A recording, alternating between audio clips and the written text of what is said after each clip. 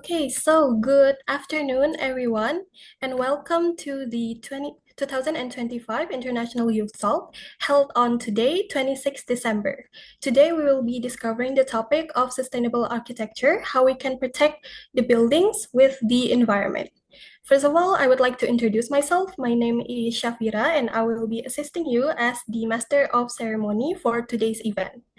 And I would like to thank all the participants who have gathered the time here to be with us because this topic is very important for us, especially for young generations to learn more about.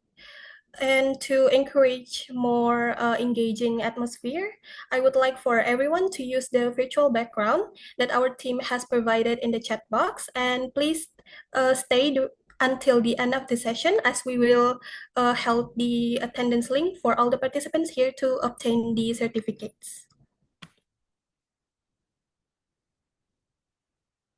Okay, we will start first with the event introduction. So the International Youth Talk is a dynamic online platform dedicated for empowering the global youth community to take an active role in supporting a sustainable future. This program is organized by CIMOTED and co-hosted by the International Youth Culture and Education. This initiative serves a flagship program under the China Asian Technical Education Corporation, or KCP. This program also fosters meaningful dialogue, cross-cultural understanding, and innovative solutions among young leaders worldwide, inspiring them to contribute to global sustainability goals. Okay, here we have the schedule for today's event. So the first schedule, I will be introducing the presenter school for the speakers of today's event. And then after that, we will have an opening remark from the representative member of CIMOTED. And then after that, followed by the first presentation session and first Q&A. And then after that, the second presentation session and also the second Q&A.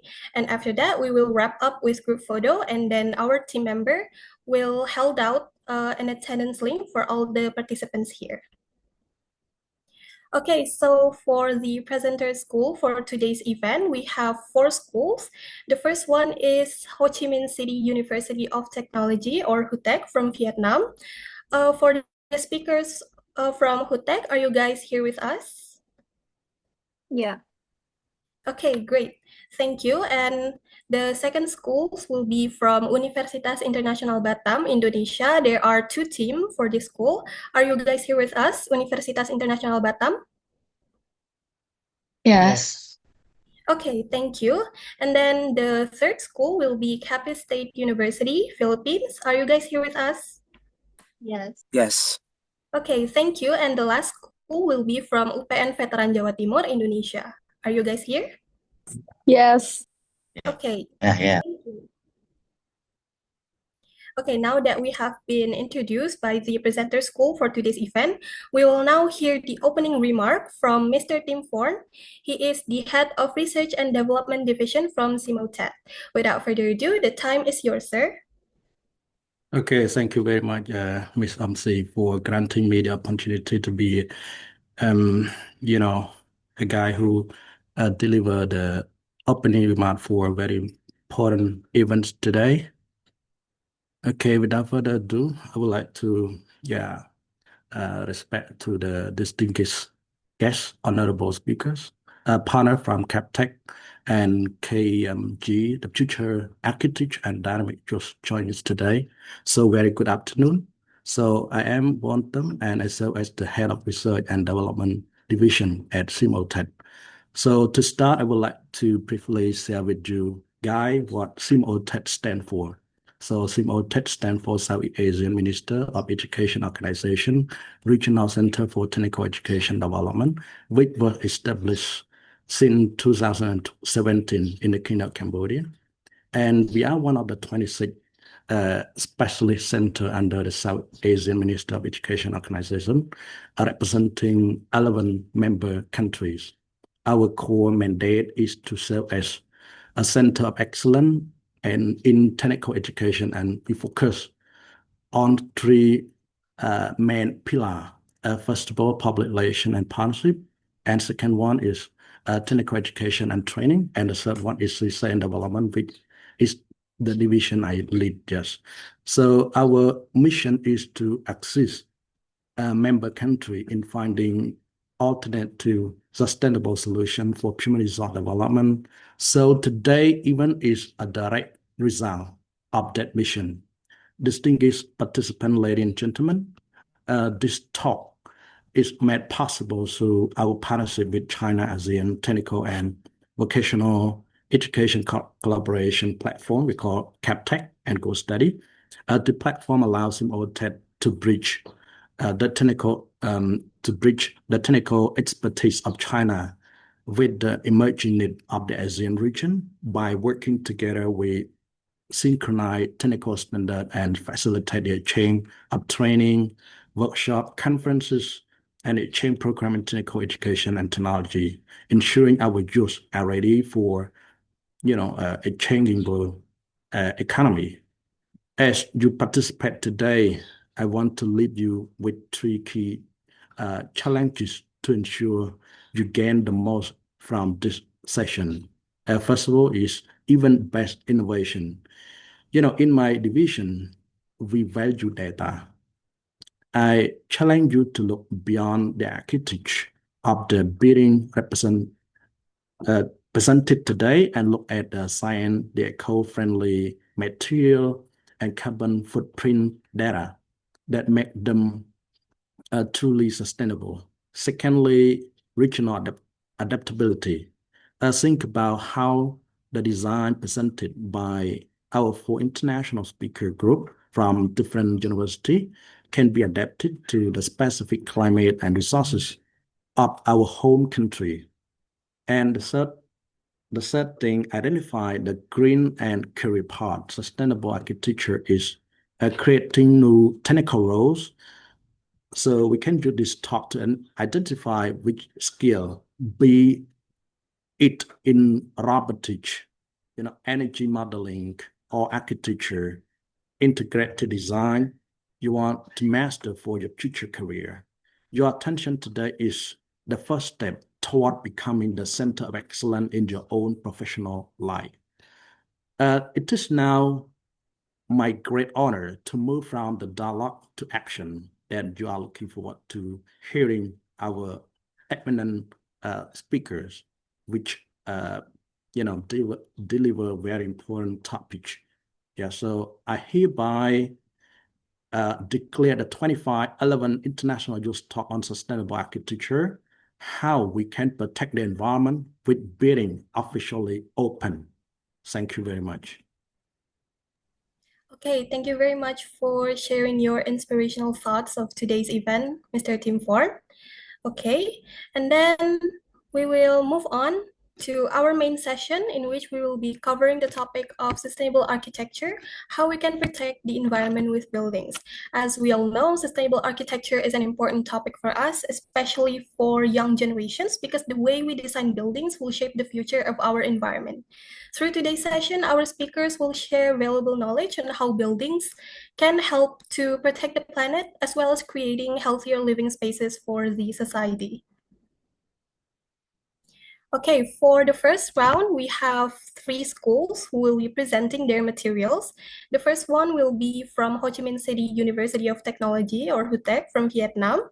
And then after that, followed by the Universitas Internasional Batam, Indonesia, in which the team presenting for this school will be the first team. And then Capiz State University, the Philippines. And I will also like to kindly remind each team that you guys have 8 to 10 minute times of presentation. So not 8 to 10 minutes time of presentation for each individuals, but it's for each team. Okay, we will immediately move on to the first team, which will be from Ho Chi Minh City University of Technology, HUTEC, Vietnam, Ms. Quoc Linh Linh and Ms. Xuân Huynh Mi too. For the team speaker from HUTEC, the time and screen are yours.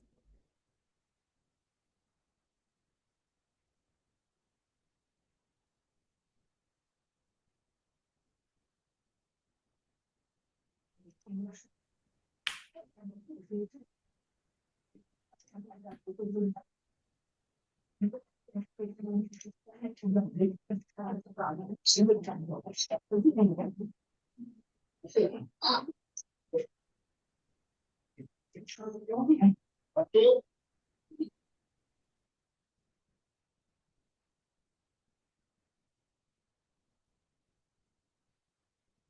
may we start? Yes, you will start now. Yeah. So, good afternoon, everyone. Who takes xin chào. I am Mỹ Tú, the representative of Ho Chi Minh City University of Technology in Vietnam. And today we present our project Small Laws, Big Impacts. As the 2025 International Youth Talk Team suggests, we believe that sustainable architecture is not about expensive skyscrapers. It's about how we humbly heal the earth through the smallest things. So in the heart of Long Xuyên, Vietnam, there's a place called Phó Ba Islet.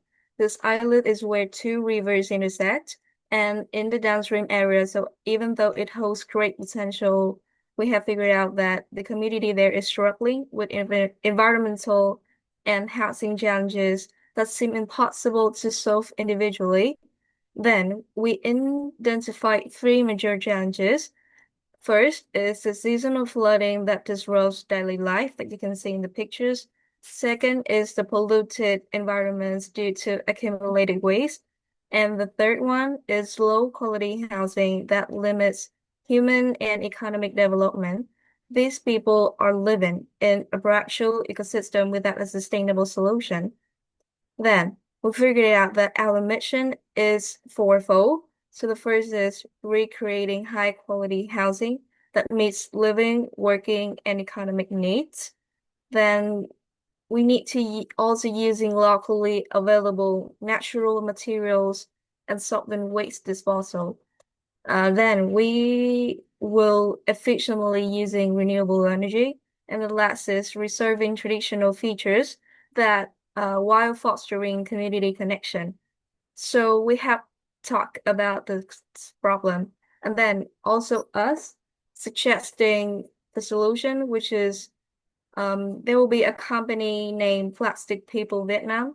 They will collect plastic waste and recycle those into usable bricks.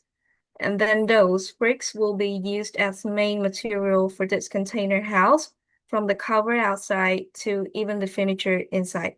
And so, as we have said about the name of the topic, which is small laws, big impacts. So what would be the impacts here? It is just by building just one single model, we will prevent 1.7 tons of plastic waste. 1.7 tons. Yeah, it's not little.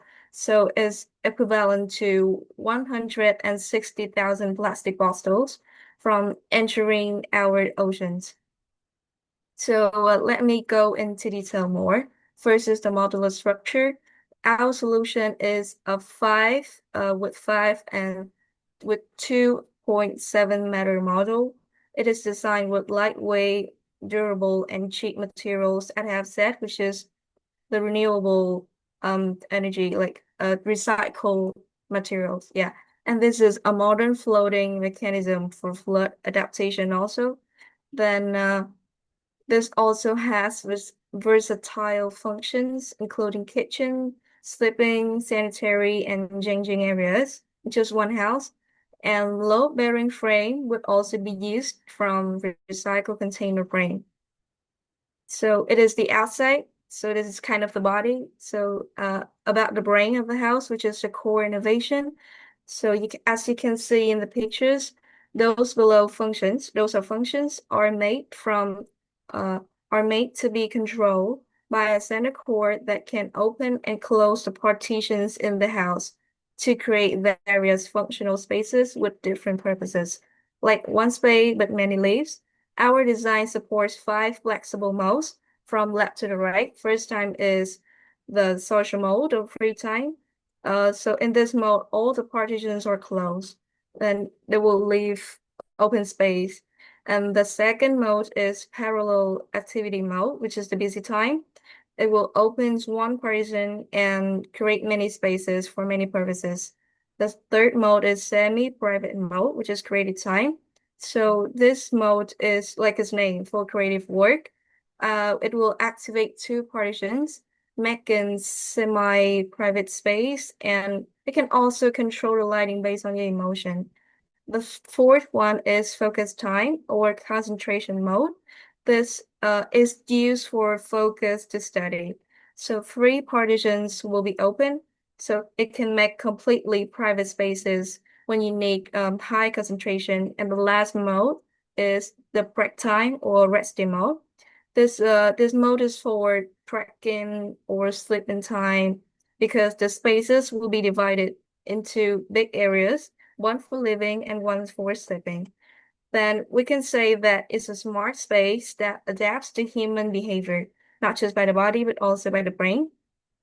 So to describe more, it is also a module which is flexible assembly. So due to its modular design, from the outer shell to the interior, it is convenient for transportation, can be assembled and transported by vehicle, and even by boat or barge to areas like Fallback Islet. So what can it protect the environment? So we have talked about the architecture, and now let's move to environment part. So there will be a climate adaptation for this. So to withstand the Mekong Delta's harsh climate, our structure features reinforced concrete columns and stable support anchors. The walls and ceilings provide high sound and heat insulation.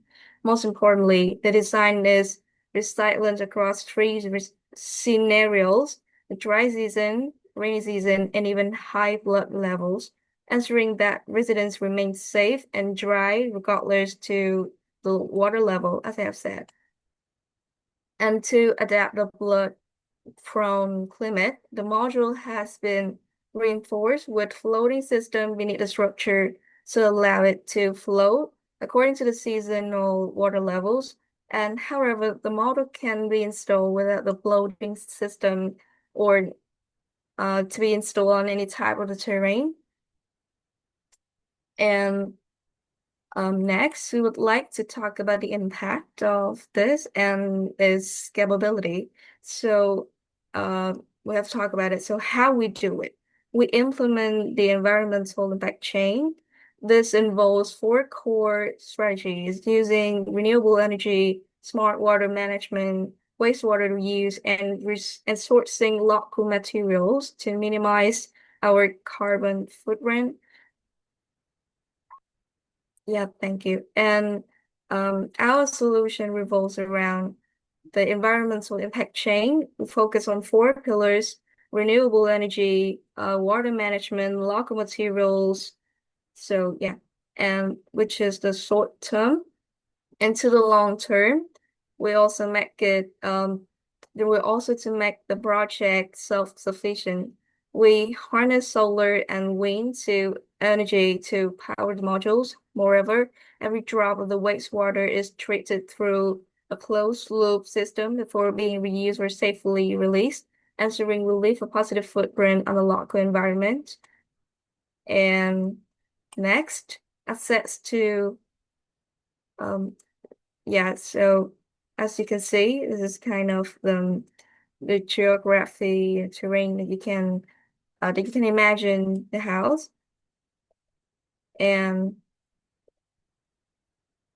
some of those are some of our design matches you can see. So next, we have also proposed a SWOT analysis to prove the ability of our ideas. So this is how it will look like. It has four phases with waste clearance and to recycle and help the project better. And lastly, in conclusion, our project proves that small laws can indeed create big impacts.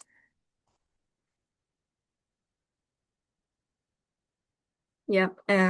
And by occupying minimal space and removing waste, we create a massive positive change for the people, as we believe sustainable architecture is about how we humbly heal the earth from the smallest thing. And thank you for listening to our presentation. Okay, thank you very much, speakers from HUTEC Vietnam. Thank you for providing us with valuable insights, and thank you for sharing how your idea can addresses a few problems such as flooding, waste management, and solve the problem of low quality living space at the same time. Thank you, and then after that, we will move on to the second team, which will be from Universitas Internasional Batam, Indonesia. The first speaker, I'm sorry, the speaker will be Miss Cresia Aurora Pradipta, Miss Wilhelmina, and Mr. Mervyn Collins Wang. For the speakers from Universitas Internasional Batam, the time and screen are yours.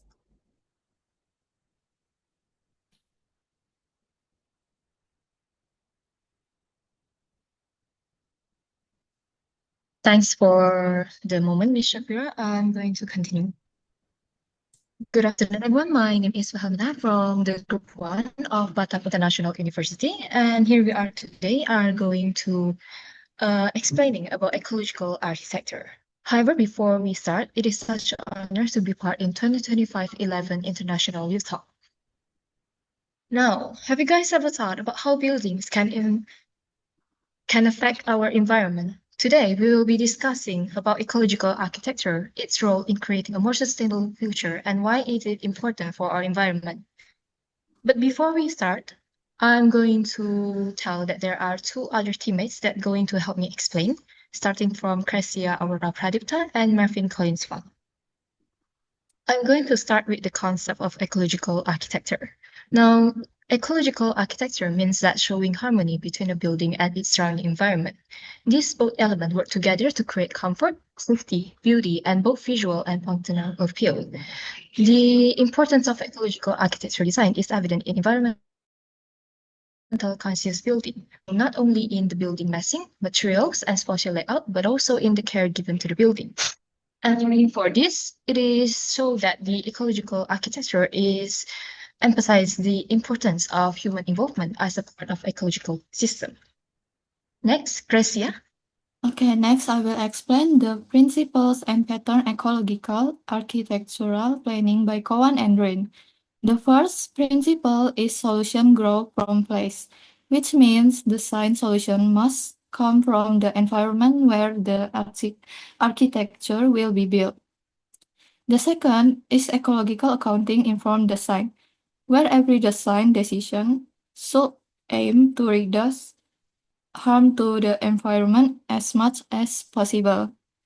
Third, design with nature emphasizes the importance of understanding the living process within the environment that will be changed or developed.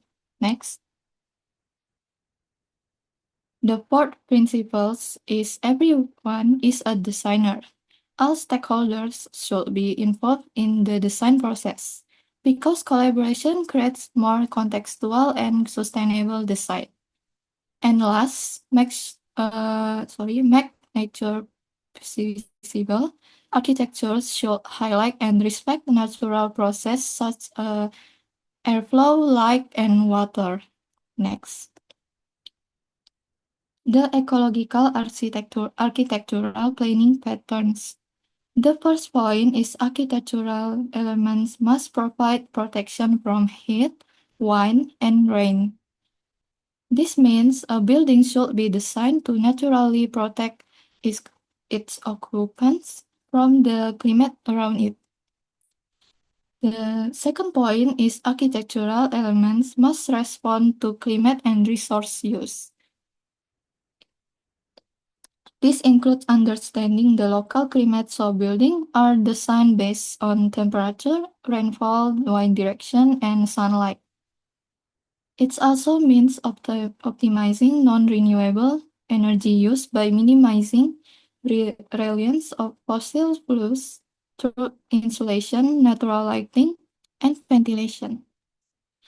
Next, using locally sourced low-energy material because local materials reduce transportation and carbon emissions. Then, creating full cycles of material use and waste management. so material can be reused, recycled, or safely returned to nature. And lastly, applying appropriate human-centered technologies, where technology serves people and the environment, not complicate lives. Next. The impact of architecture on the environment. First, more than 50% of global natural resources are consumed by building construction and operation, placing a heavy burden on ecosystem and natural resources.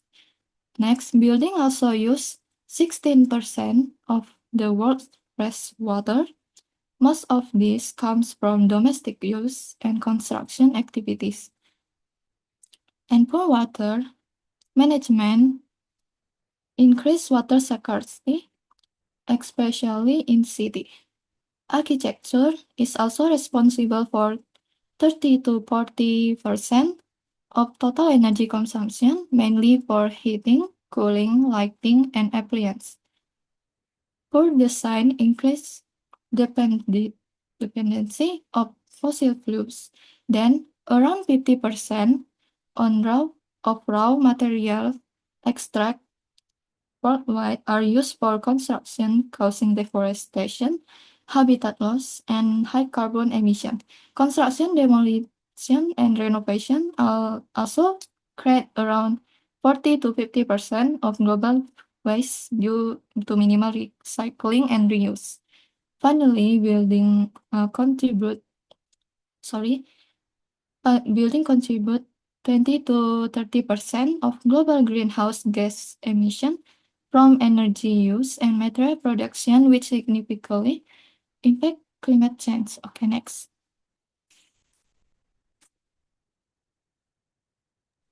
Now I will continue. For the next one is green design architecture approach. So green design is an approach aimed at creating a sustainable buildings by considering energy efficiency, occupant comfort, and environmental preservation.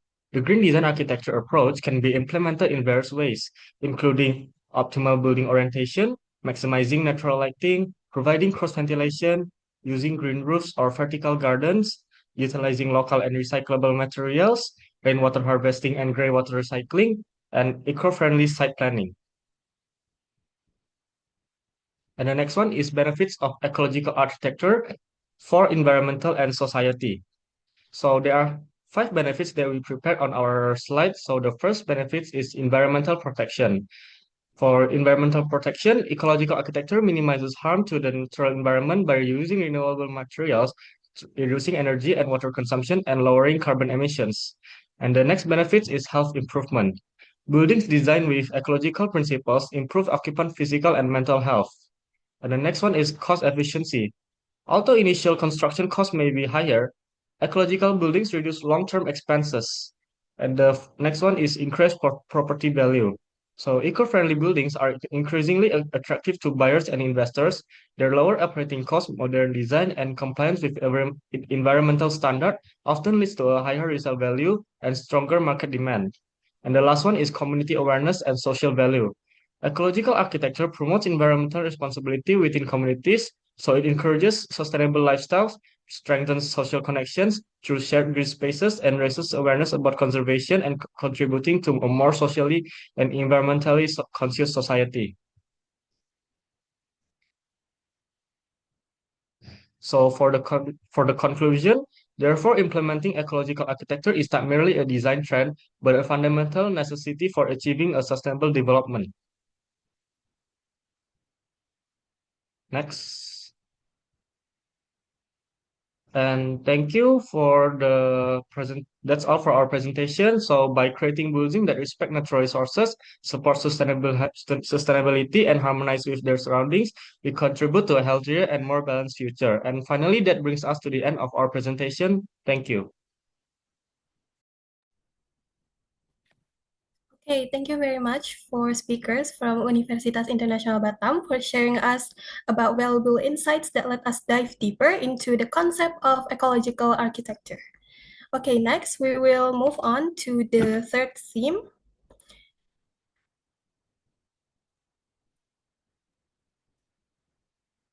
Please wait a second. Oh, the third team has screen share their PPT, so I will briefly introduce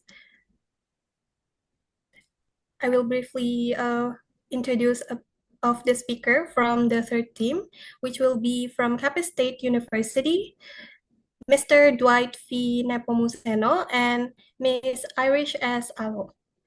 For the speaker from Capital State University, the Philippines, the time and screen are yours.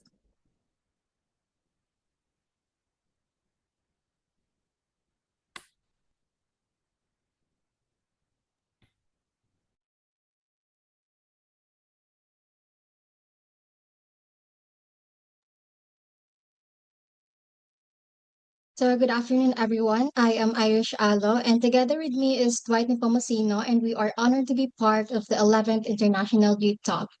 Growing up in a country that frequently experiences typhoons, flooding, and rising temperatures, we have seen how our built environment directly affects people's safety, comfort, and daily lives. Today, we want to talk about how something we all live in, rely on, and often take for granted buildings. Because when designed responsibly, buildings can do more than shelter us. They can help protect our environment and the communities that depend on it.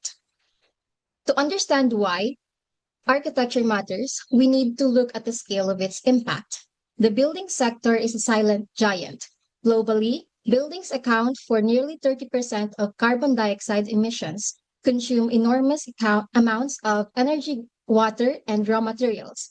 Ironically, the structures meant to protect us are accelerating the very crisis we are trying to escape.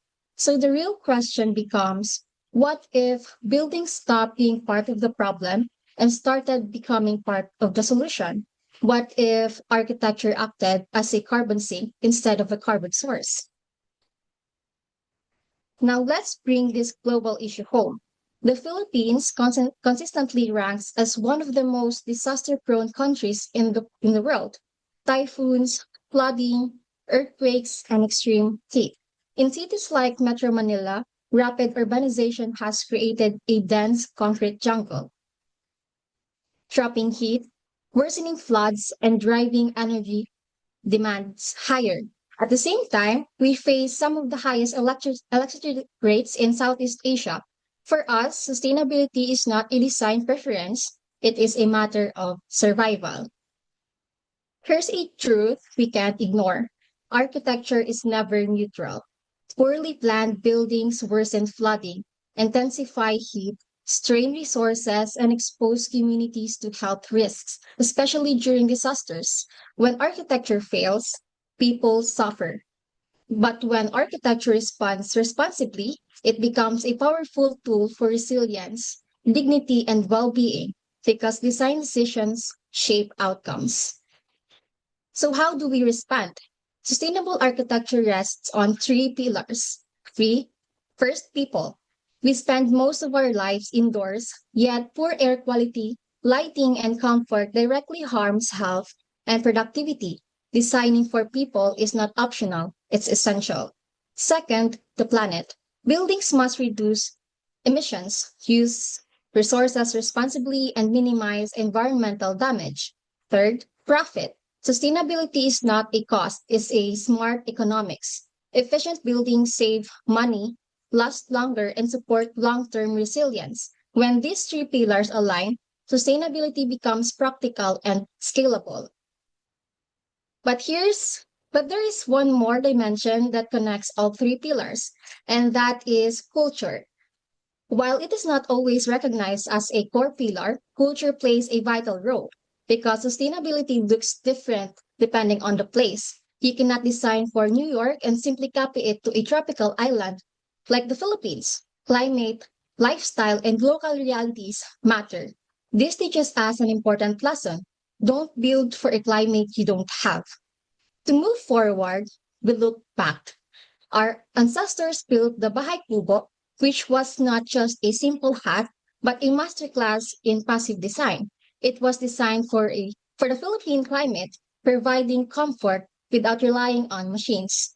The Bahay Kubo demonstrates key passive design strategies still relevant today.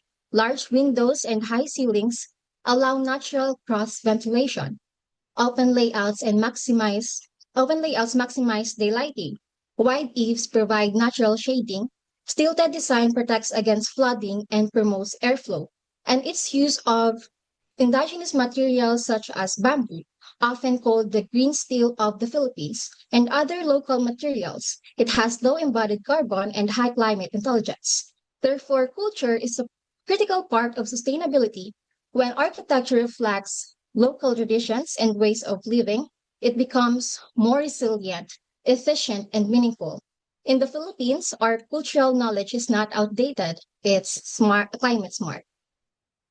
Sustainable architecture must serve society, not just the environment. Social equity means creating spaces that are inclusive, accessible, and beneficial to all, especially the vulnerable communities. Community participation ensures that buildings reflect real needs, values, and lifestyle. A city like New York relies on energy intensive systems. Many Philippine island communities rely on climate responsive living. Different contexts demand different solutions. So far, we've seen different sustainable architecture. So, architecture is not only about technology or materials, it's about people, culture, and place. We have learned from our past, respective local wisdom, and understood our social and environmental realities. So, the question now is how this translate into modern architecture today? In the Philippines, sustainability is no longer just a concept. It is already being built. Let me show you how these principles come to life through innovative real-world projects. So a powerful example here is the Mactan Cebu International Airport Terminal 2. It became the first airport in Asia to use a full glulam timber roof structure. Its flowing, wave-like form reflects the surrounding ocean and environment while using a renewable material suited to the tropical climate. The uppermost structure, it's lightweight to withstand seismic activity, and its form is well braced against typhoons. The superstructure is made from sustainable material and capable of being built by local craftsmen. Together, these projects demonstrate that Philippine architecture can bridge local culture, global standards, and economic performance. So we have here the innovations in the Philippines. In the Philippines, this is achieved through local and global certifications, systems such as the BERDE, or what we call the Building for Ecologically Responsive Design Excellence, the LEED, or the Leadership in Energy and Environment Design, and also the EDGE, the Excellence in Design for Greater Efficiencies. It ensures that climate responsive yet internationally competitive design. So here's it landmarks projects like the Selig Building. It is an LEED Platinum, and the Artaland Century Pacific Tower. It is an EDGE Carbon. Prove that sustainable architecture delivers long-term savings, reduce energy and water use, and strong economic value. Together, they show that sustainability in the Philippine context is not a constraint, but a competitive advantage, demonstrating that if it works here, it can work anywhere. So we have a role of youth and future architects. So as young people and future professionals, we are not just observers of climate change, we are participants. Our role is to design with responsibility, to advocate sustainable practices, and to ensure that sustainability is integrated into education, policy, and everyday design. So in school, as students, we can integrate sustainability into every design project by considering climate, materials, energy use, and social impact. We can reduce waste on campus, practice energy and water conservation, and advocate for greener school policies and facilities. So in the community, we can engage in outreach programs, assist in local planning efforts, and help raise awareness about sustainable housing, disaster resilient design, and environmental protection, especially in vulnerable areas. So as future professional, it is our responsibility. So here, the importance of net zero building and the advocacy of this for sustainability. Next slide, please. So net zero buildings are a key part of the solution to climate change. So they can help us to reduce our reliance on fossil fuels and create a more sustainable future. The demand for net zero buildings is growing. more and more businesses are recognizing the benefits of these buildings. So these are making a commitment for sustainability. So in conclusion, and if net zero is the destination, then sustainable architecture is the path that gets us there. Sustainable architecture shows us that buildings can be part of the solution. The spaces we design today will shape the world we live in tomorrow. So let us redefine architecture. It must stop being a container for people and start becoming a member for the ecosystem. Thank you.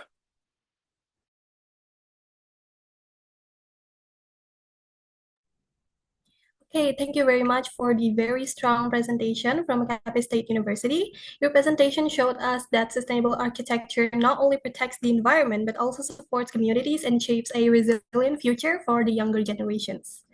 Okay, thank you for the three themes that have presented their materials. Now we will be moving on to the first Q&A session. Please wait a second, I will start screen sharing.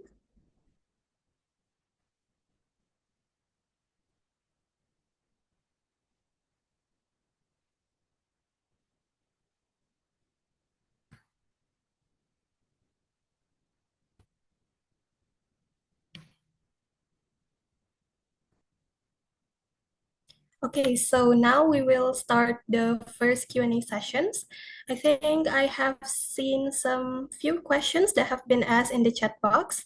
I will select a few of them now.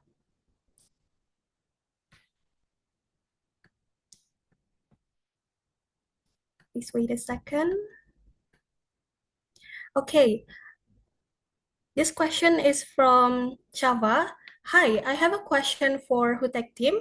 How does this project ensure affordability for low-income residents while using innovative recycled materials? Thank you in advance. I think speakers from HUTEC team can answer this question. Yeah. So, thank you, Java, for your question. So, to answer your question, we got an information like this. So, the price to building a normal house in Vietnam is about 500 millions, which is about $19,000. But to build a whole combo, a whole set of this module, it's just about $8,000 at all. So which means this is not that expensive that difficulties cannot afford. And there are also many level of price. So from the normal quality to higher quality and highest quality. So there are also many choices for the people to choose based on their needs. Yeah, and with that, even though we use innovative material, but with that price that we have also calculated, I believe that this is not a too high price for difficult people to afford. Yeah, that is our question. This is our answer. Thank you.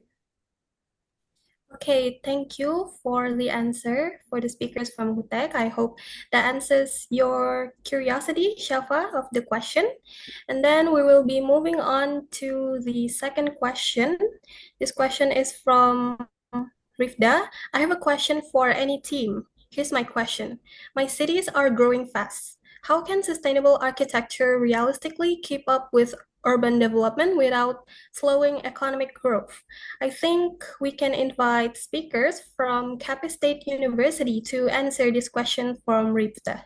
For Capiz State University, you are free to answer the question.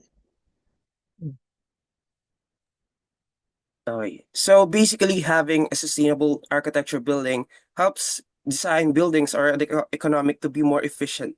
So we have here, it helps having a sustainable architecture building relies on more efficiency. That's why it is relying on considerations by using compact mixed-use buildings, passive design strategies, just like the prefabrication from the first group, and also the local materials that allows us for easier use. That's why having to use as a method this sustainable architecture will eventually help boost the economic growth because your resources will eventually rely on your compatibility among your area. That's why it can help advance the economic growth of your city. Thank you.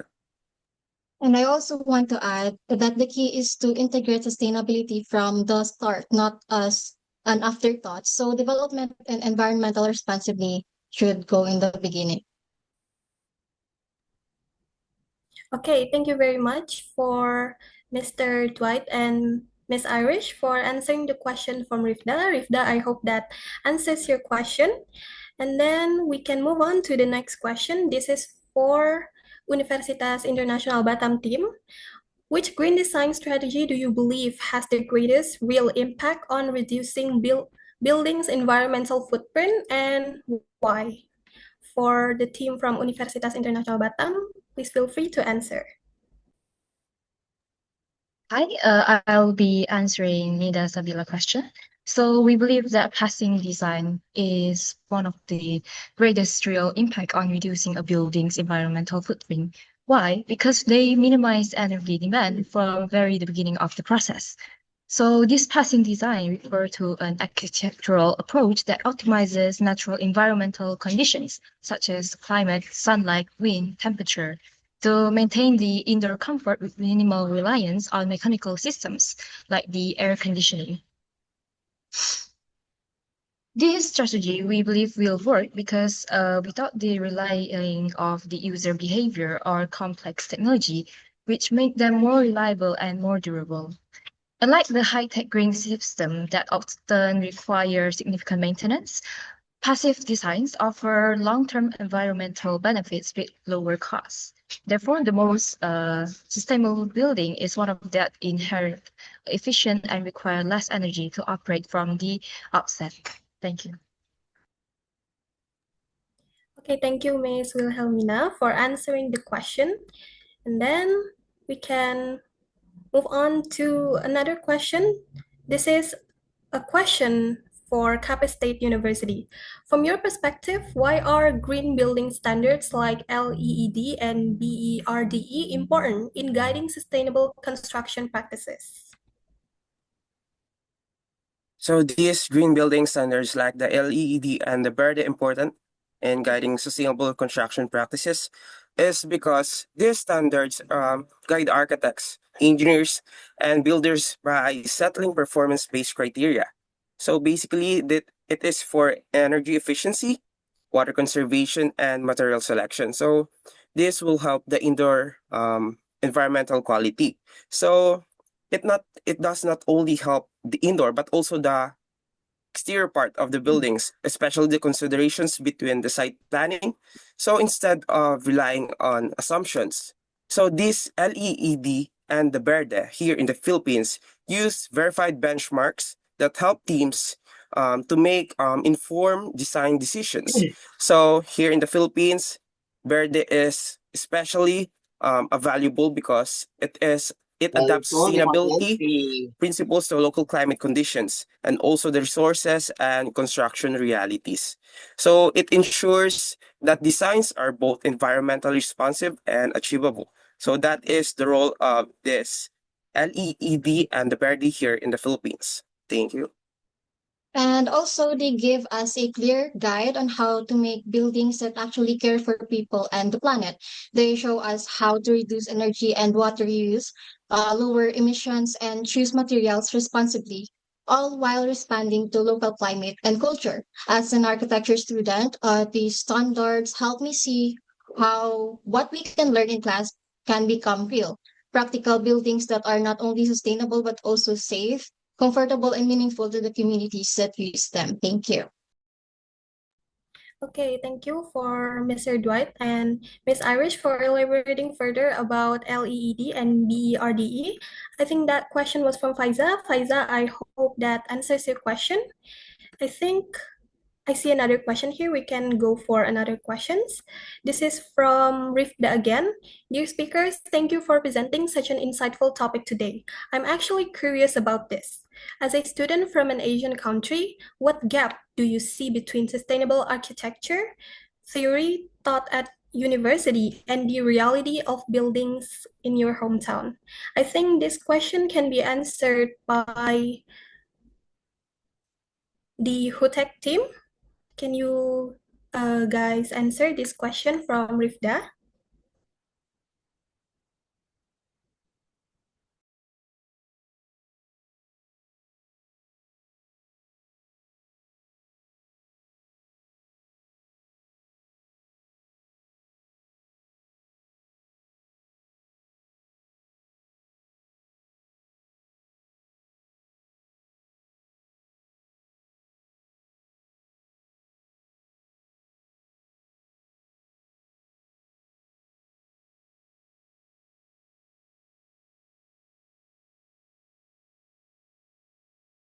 Yeah, give us a few minutes to.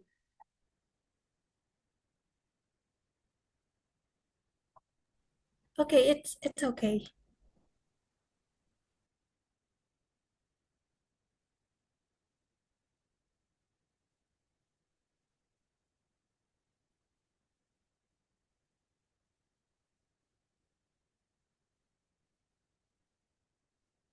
So there's a situation in Vietnam that the architecture that you can see is still quite, which is kind of, how can I say it? Like it's based on how they want to, like more than about the environment. Like you can see a Japanese style house next to an European style house. So they build as how they want, and they always want to use the best material for the house. Then some of them didn't remember to care about the environment much. So I think that if we can apply our product into the urban economics growth, it would be a really good thing. But actually, at this moment, we still consider to provide our project for the rural places more than in the urban. So if there's a chance that we can provide our project for the urban places, we may like innovate this a little bit more so that it can respond to the demand of the urban places. Yeah, that's our answer. Thank you. Okay, thank you for elaborating the answer with a real case in Vietnam and also the hope for implementing your project. Rifda, I hope that answers your question. I think, let's see here. Oh, there is one last question for the first Q&A session. This is from Rais Yahya. Hello, thank you all team for giving a very good presentation. I'd like to ask for all team if possible, considering Asia's hot and humid climate, which sustainable design strategy would be the most effective for reducing energy use? I think I might invite Universitas Internasional Batam to answer this question.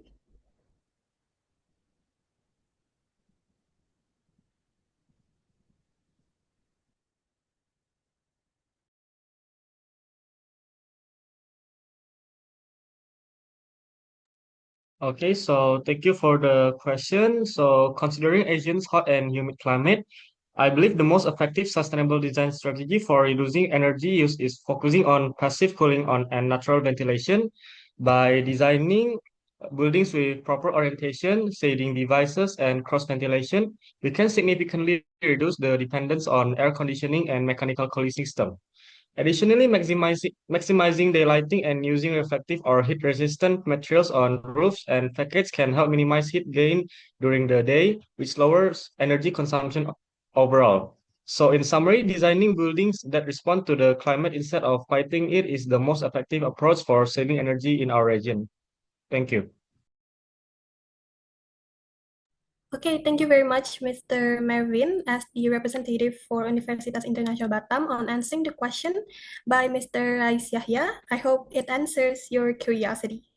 Okay, thank you for the three teams that have participated in this session and the Q&A session as well. We will now move on to the round two of this event. So the next presenters will be from Universitas Internasional Batam, but from their second team, and then followed by the last team which will be from UPN Veteran Jawa Timur, Indonesia.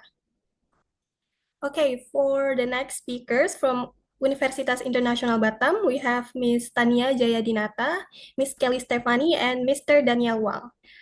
For the speakers from this school, the time and screen are yours.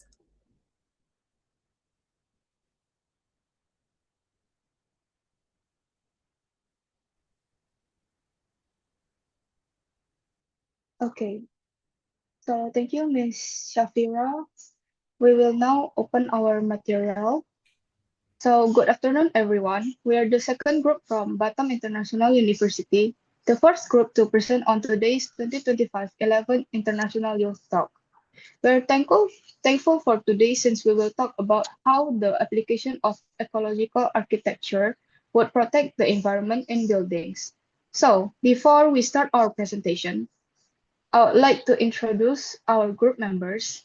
So my name is Tanya Jaidinata with my two fellow teammates, Daniel Wang and Kelly Stephanie.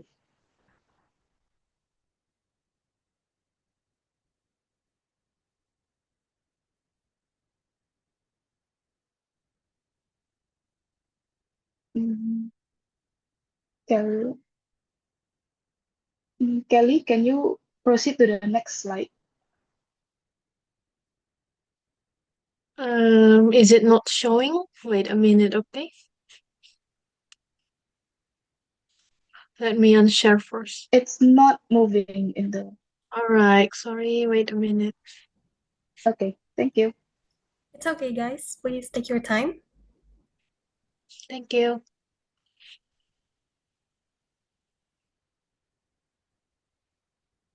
Okay, is it visible now? Yes, it is visible. Maybe you can try. It's still on the main screen of the PPT.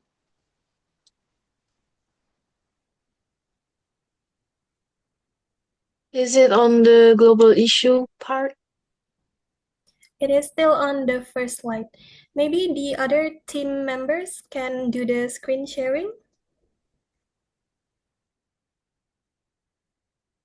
Mm,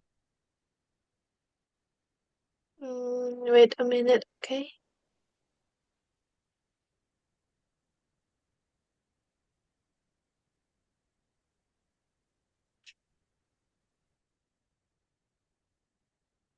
Pardon me, is it visible?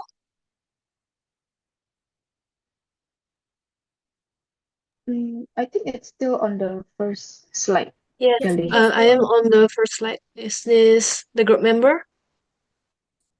It still No, hasn't it's showed not. in the screen. Maybe Okay.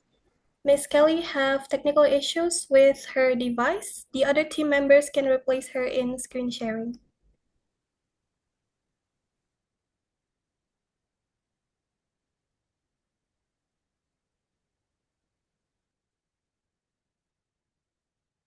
Sorry. Wait.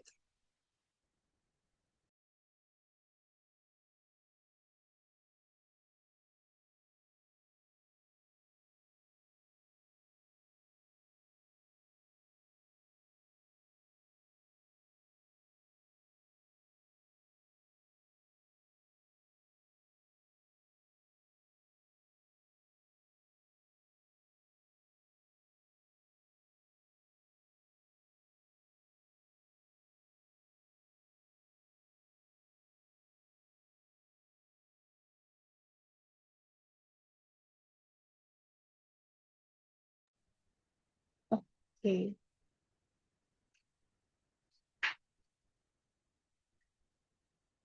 Can you help us present me now? Okay, it's yeah, it's better now.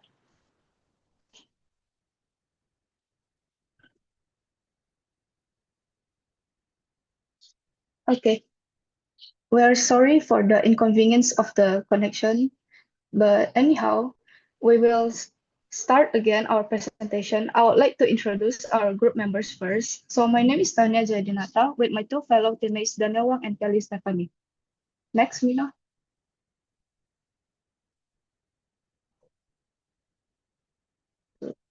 Okay.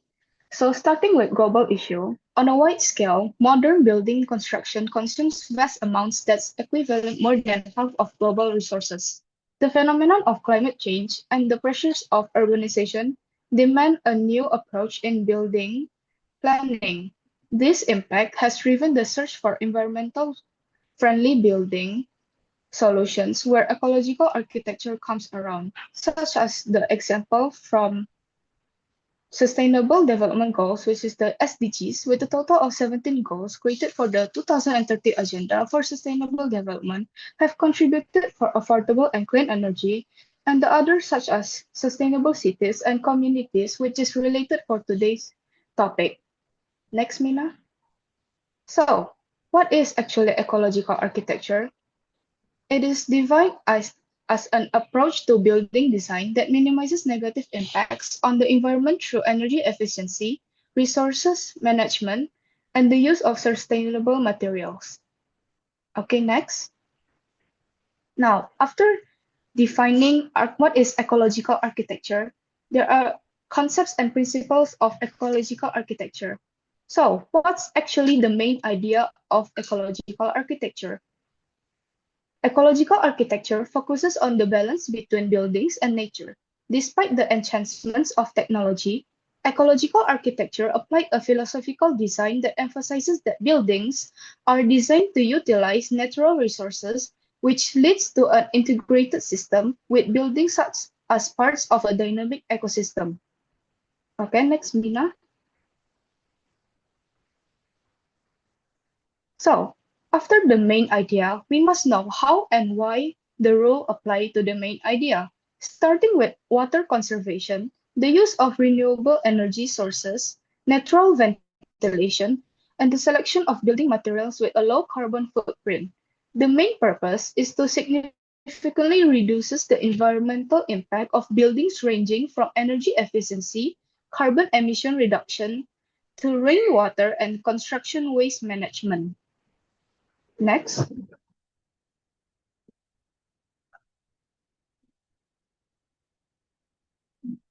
Okay, now that we got into the benefits of green design environment, in general, ecological architecture reduces the negative impacts on the environment while supporting ecosystems.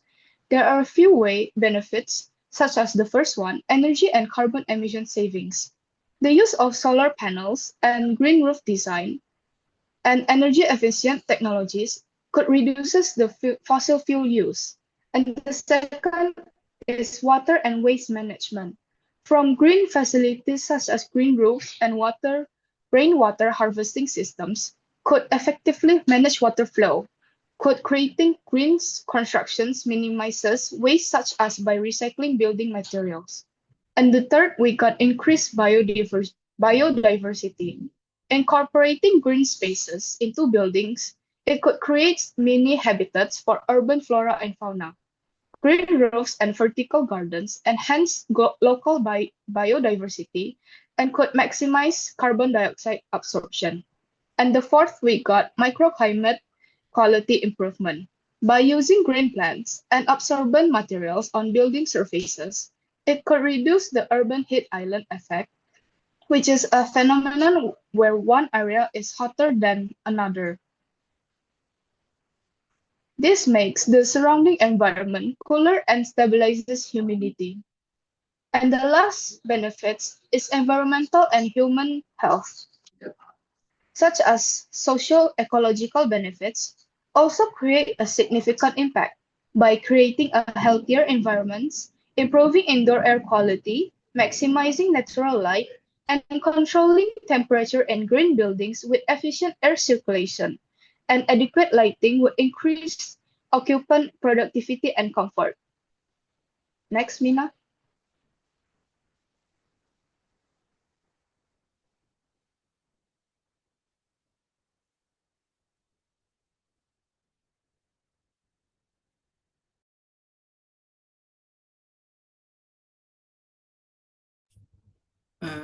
Back to the previous slide, please. Again.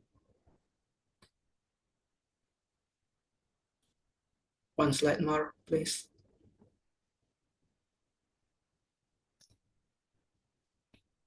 previous slide.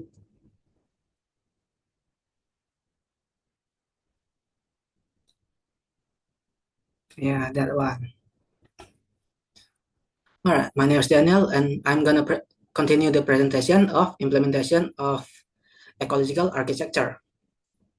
Ecological architecture is not only a concept, but it has been applied in many real buildings. These examples are going to show how architecture can reduce environmental impact while still functioning well in urban areas. Next. One example is BCA Tower in Jakarta, which uses solar panels and energy efficient system to reduce electricity consumption by around 30% compared to conventional office buildings. This proves that high-rise buildings can lower fossil values without reducing the performance. Next. Another example is Menara Astra in Jakarta, which applies green roof systems. These green roofs help reduce the heat inside the buildings and absorb rainwater, which lower the urban heat island effect and improve stormwater management in dense cities. Next. On an international level, Bosco Verticali in Milan shows how vertical garden can be integrated into buildings. The living facades improve air quality, support biodiversity, and reduce surrounding temperatures through natural shadings. Next. Rainwater harvesting systems are also commonly used in green commercial building in Indonesia. These systems collect rainwater and reuse it for irrigation and sanitation, reduce the dependence on clean water from public supplies, and supporting sustainable water management. And lastly, many tropical buildings apply natural ventilation through cross ventilation and open layouts. This reduces the need for air conditioning and improve indoor comfort. Next. Okay, now we have come to the conclusion that ecological architecture provides substantial environmental benefits by reducing resource consumption, minimizing carbon emission, and supporting urban ecological system. As shown through the implementation of solar technologies, green roof, rainwater management, and biodiversity-oriented landscape integration, green design contributes meaningfully to solving global environmental issues. These strategies collectively demonstrate how ecological design enhances both environmental quality and building performance. In essence, ecological architecture is not merely a technical approach, but a forward-looking framework that aligns modern construction with the principle of sustainability. It responds directly to the challenge of climate change and urbanization by offering design methods that are efficient, regenerative, and supportive of long-term ecological balance.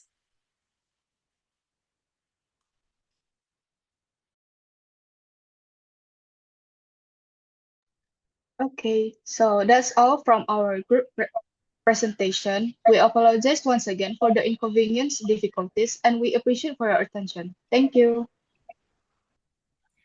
Okay, thank you very much for the second team from Universitas Internasional Batam. About the problem earlier, please don't think too much about it. It's okay. It's an unexpected issue. And thank you for the rich explanations as well about the knowledge of ecological architecture, as well as Thank you. showing us the real examples of the implementation Love through you. buildings in Indonesia. Okay, now we will move on to the last team for today's event, which will be from UPN Veteran Jawa Timur. For Mr. Adrianus Arthur and Mr. Sofyan Nandika, the time and screen are yours. Okay. All right, please wait for my partner sharing his screen.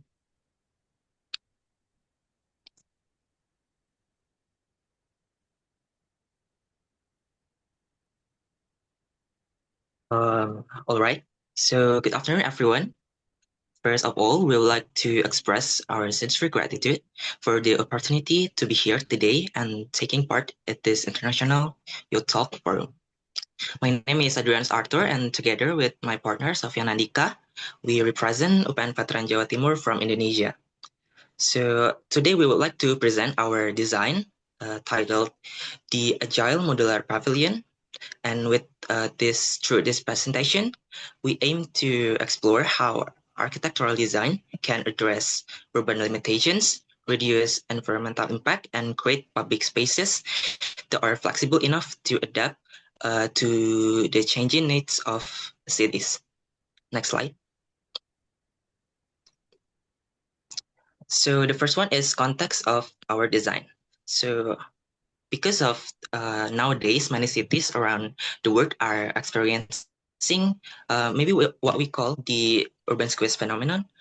And as urban populations is growing, land becomes increasingly limited and expensive. And also at the same time, cities still need public spaces for so many activities. However, many urban areas are filled with underutilized transitional land and vacant or also leftover spaces that cannot justify permanent constructions and often remain unused for years. So if you look this issue globally, in countries like my country, Indonesia and India, the poor construction waste management has led to serious environment damage. And if we look to the other cases, and Texas is also facing a similar urban growth pressure, but they can respond differently through sustainable approaches such as adaptive and circular constructions. Demolition can be reduced. Okay, next slide.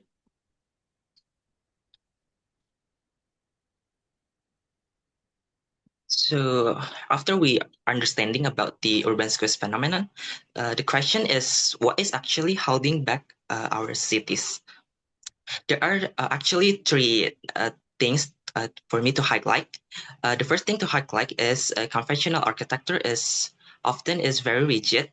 Once a building is constructed, it locks valuable urban land into a single function for decades or maybe more. And the second is the rigidity creates dead assets. When a location becomes underutilized, the building still remains but stops serving the community. And the third is under the take, make, and dispose model, the only way to adapt is demolitions, which produce massive construction waste and high environmental costs. Next slide.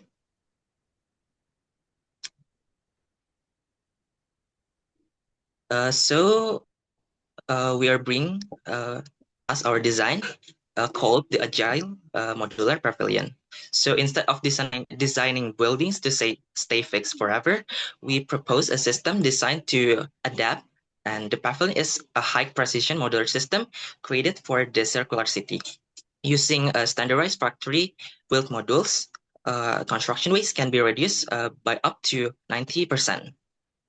This module functions as an architectural kit of parts, is allowing the pavilion to be assembled, deassembled, and reconfigure as need changes. Next slide. So how does the system works? So the pavilion is made of standardized modular units with the same structural logic and connection system as a permanent buildings. A single module can function independently when more space is needed, and modules can be connected horizontally and vertically to form a larger pavilion if needed. So all the connections use non-destructive dry joints, so the pavilions can be assembled, taken apart, and reused without damaging the materials, and the materials can be used again. Because the modules are prefabricated, construction is faster, cleaner, and generate for less waste. And the most important thing is when the pavilion is no longer needed, it can be relocated instead of demolishing it, allowing architecture to adapt as the city is changing. The next slide.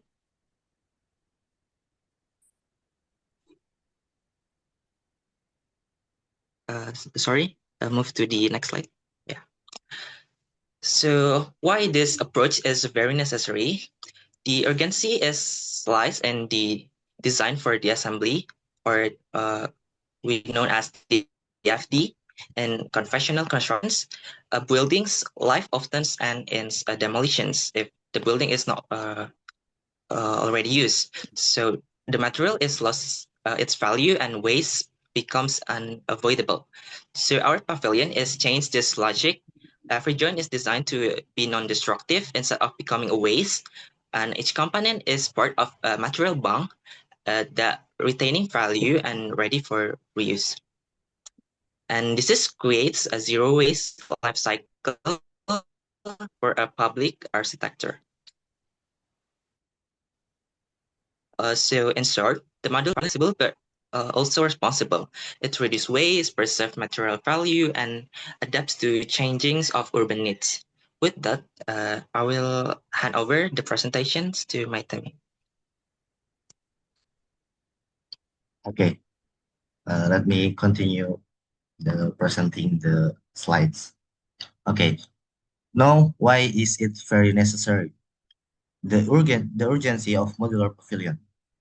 So, moving into this section, we would like to emphasize that the true strength of this modular pavilion lies in its ability to be strategically relocated.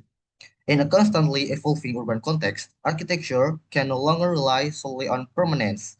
Instead, it must be able to respond to shifting social patterns and follow the movement of people, rather than forcing people to adapt to rigid buildings. When a pavilion's location becomes underutilized or lose its strategic value, conventional architecture often turns into an inactive or abandoned space through a modular approach. Through a modular approach, this pavilion can be disassembled without demolition and relocated to areas where it can generate a higher social impact. This process avoids construction waste and remains aligned with sustainable design principles. This strategy represents a test and adapt approach, allowing city planners to evaluate the effectiveness of public space, such as literacy hubs or community facilities, and then reposition them according to real community needs. As a result, architecture becomes a responsive urban tool rather than a long-term burden on the city. Okay, then this is the material that we use. To support constant movement and public use, we use a mix of high-performance materials. The primary structure used cross-laminate timber or CLT for its carbon-negative properties and warm biophilic feel. For high-traffic durability, we use recycled aluminum and bamboo composites. Furthermore, each unit is energy independent through integrated micro PV solar panels, allowing the pavilion to function in any urban corner without needing existing utility hookups. Okay, this is the building meshing. Standardized interlocking units. The pavilion is designed as a kit of parts, much like building blocks. Each module has standardized dimensions that allow them to interlock or stack seamlessly, as shown in your step-by-step meshing diagrams. It starts from usual blocks and then yeah, like this. Next. This is the second part.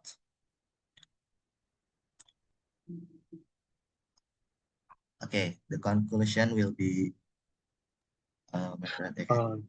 All right, so we move to the last sections. This is our design attachment, and I want to conclude. So we are moving from a future of rigid and permanent to one of responsible agility. So our modular pavilion solves the urban land crisis, providing high impact of public space that are infrastructure relocatable and adaptable.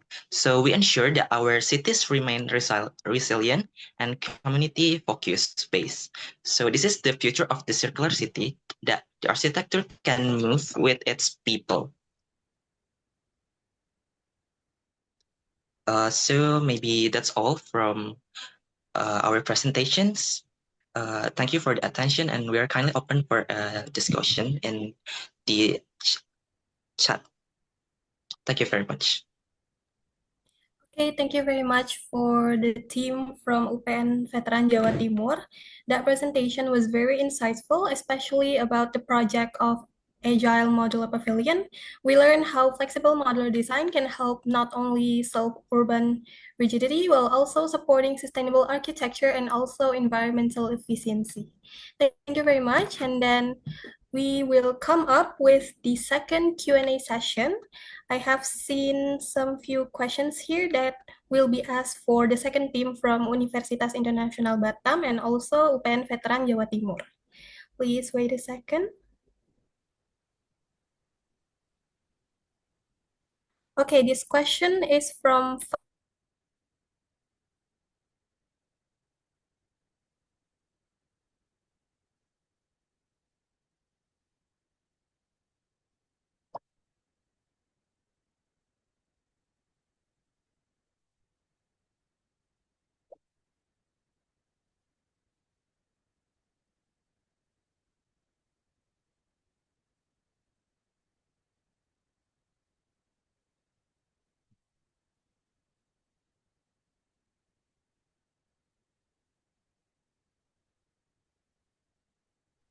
Hello, Shafira.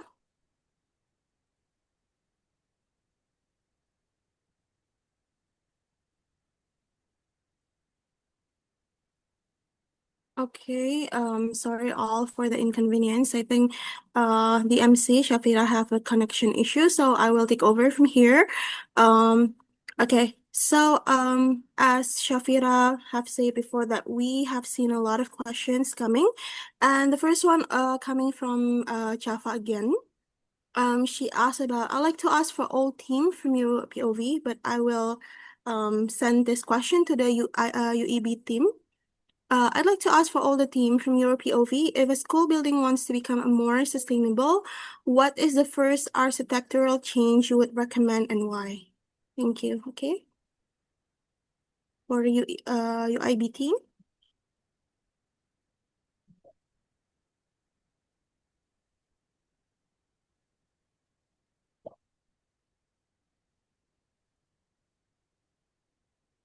Or maybe from OPN team wants to answer this. All right, maybe I will share my perspective of this. Yeah. For me, from my point of view, the first architectural change would be to design the school of adaptability through the once my concept before is through the modular and the assemblable system. So schools constantly change, like the class sizes, the teaching methods, and special needs evolve over time.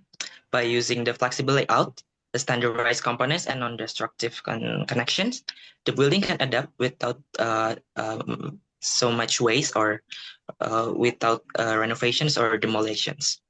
And this approach is significantly can reduce the construction waste, so it's sustainable, lower long-term costs, and ensure that the school is still remain sustainable throughout its entire life cycle. Maybe that's all. Okay. Is that all, Mr. Arthur? Yeah, maybe that's all. Okay. Thank you so much, Mr. Arthur, for answering that question. Mr. Sopin, do you want to add something to this question? Nope, it's enough. Okay. So, and then I have seen another question here. I like to ask for you, UIBT, the second team from Faiza. Why is choosing low carbon building materials important in reducing overall carbon emission, not just during construction, but also in the long term? Thank you. I would like to call the Universitas Internasional Batam team to answer this question. All right, I will be the one to answer. Okay. Why is choosing low carbon building materials important in reducing overall carbon emission? Because as we know, the progress of producing this building material often use a lot of supplies and also emit gas emission to the atmosphere. So choosing low carbon material is important because their impact on carbon emission extend beyond the construction phase and continues throughout the building entire life cycle. During material production and construction, low carbon materials such as recycled steel, engineered timber, or low carbon concrete require less energy than normal material. So it's very important that we choose this low carbon material. That's all from me. Thank you. Okay, thank you so much, Miss Kelly, for your answer. I hope, Faiza, I hope that answered your question. And this is another question coming from Rais Yahya. But first, Mr. Abdul Kadir Hassan Windy said that good presentation, Arthur, that he really liked your voice. Okay. And he wanted to ask about what building massing mean, please, for the UPN team before I start with Rais' question. He wants to confirm. What building massing mean? I think it's during the UPN veteran team presentation. Okay, I wanna answer this question. So the meaning of building massing is the point is the transformation from a basic shape into a complete building mass like that. Is it enough? Oh, okay. Okay, Mr. Abdul Kadir, I hope that confirmation from Mr. Sofyan answer your curiosity. Okay, so jumping to the next question from Mr. Rais Yahya that I have mentioned.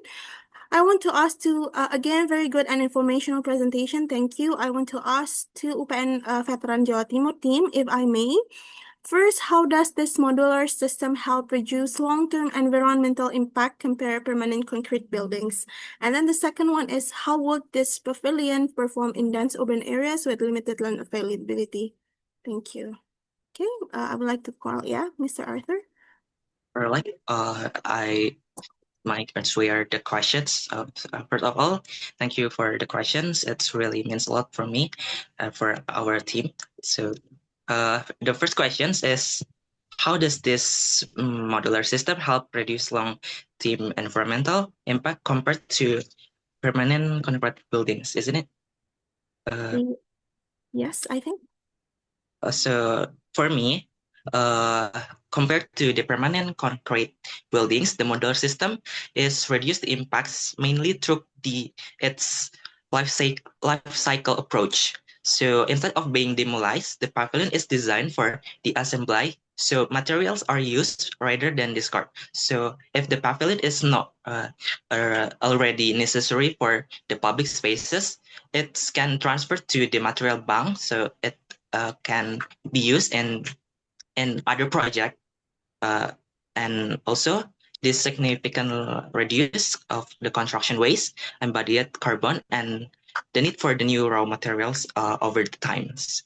And maybe in addition, prefabrications allow the environment for better material control and less on-site pollutions.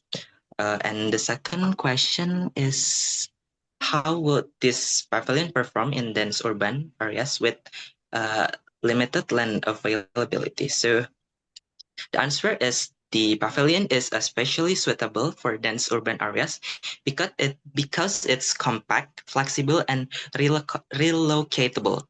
So as our presentations before, our pavilion can be deassembled through the one or more parts of kits, so it can be placed on small or temporary plots and expanded vertically or horizontally when it's needed. So when the land use changes, the pavilion can be relocated instead of removed, and making it an efficient solution for cities with limited and highly dynamic land availability. Maybe that's all for me. Is it enough? Yes, that is very good, Mr. Arthur. Thank you so much.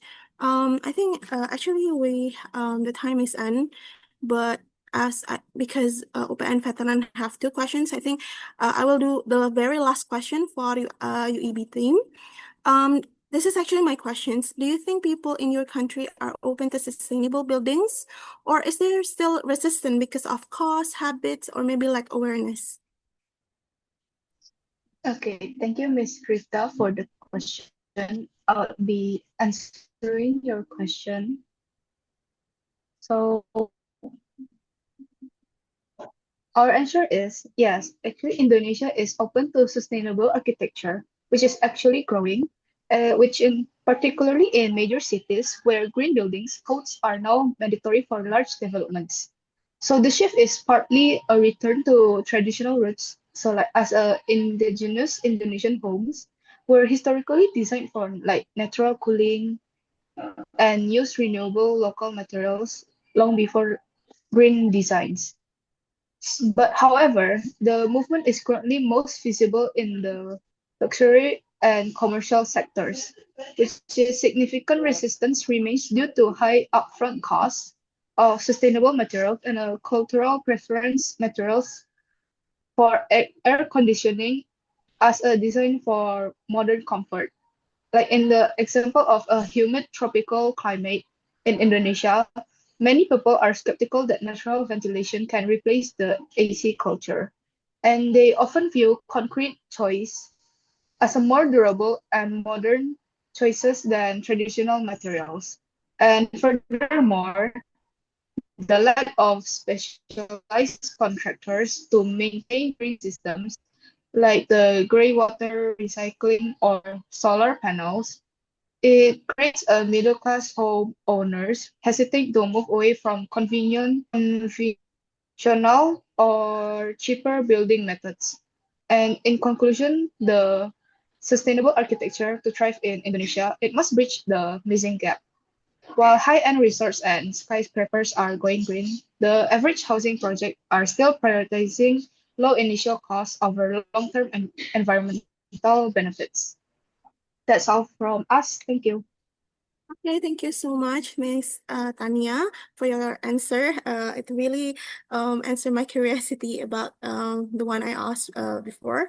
And that concludes, so Miss Tania's answer concludes our sharing and Q&A session. And after this, we will have a group photo together. I would like to call all participants to open your camera and use virtual background provided that I have sent in the chat box so we can yeah, group photo. Okay, okay, I will wait for 30 seconds. If you cannot use the provided virtual background, that's okay, but please open your camera. And I would like to share our sincere apologies from the MC, Shafira, due to poor connection issues. She couldn't join until very last and lead the session, but it's okay. Okay, I have seen people start opening your camera. Maybe I would like to call more participants to open your camera.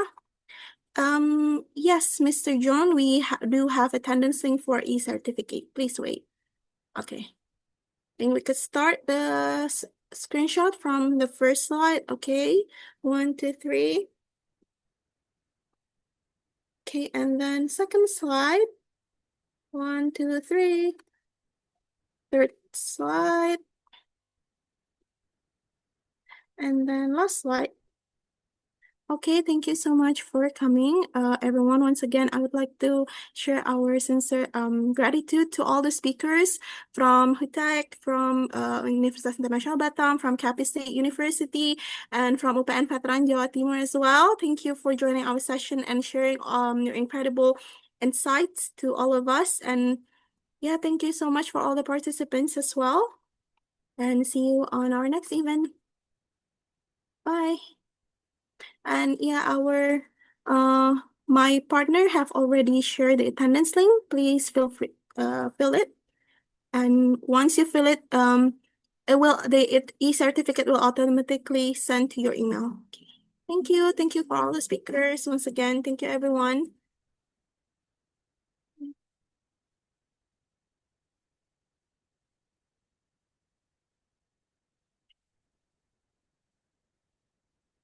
For all the speakers, you may leave the Zoom if you have another activities after this. Thank you. And for all the participants, once you fill the attendance link and check your email, your spam too. If you already received your e-certificate, you can leave the Zoom.